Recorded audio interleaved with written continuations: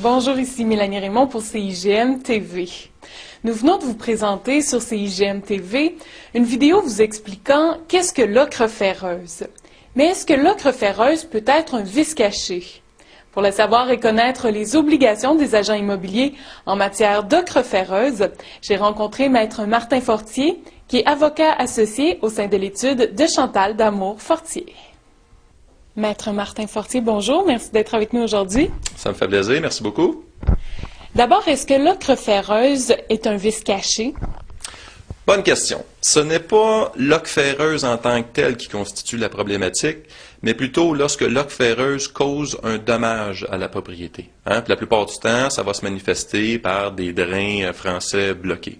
Alors, dans ce contexte, un drain français bloqué qui se bloque subséquemment à la vente. Donc, pour un acheteur, le vice était caché, c'est-à-dire qu'il était inconnu au moment de l'acquisition, suite à une inspection ordinaire. C'est un vice suffisamment grave parce qu'on peut comprendre que des drains français bloqués, ça constitue un gros dommage. Le vice était antérieur à la vente. Donc, dans un cas comme celui-là, oui, l'ocre ferreuse constitue un vice caché. Et dans le cas des maisons neuves, est-ce que les dommages causés par l'ocre ferreuse sont couverts par le plan de garantie? Il faut être très prudent. D'abord, dans certains contrats de garantie, toutes les contaminations de sol sont exclues. Donc, si cette exclusion existe dans votre contrat, vous ne serez pas couvert par un problème d'ocre ferreuse. Dans d'autres situations, il y a eu des arbitrages, il y a eu des décisions, mais je vous dirais qu'à l'heure actuelle, il n'y a pas de réponse définitive sur le sujet. Et quelles sont les obligations des agents immobiliers en matière d'ocre ferreuse? Tout comme un dossier de périte, un agent immobilier ne peut pas être tenu personnellement responsable pour un problème de vice caché.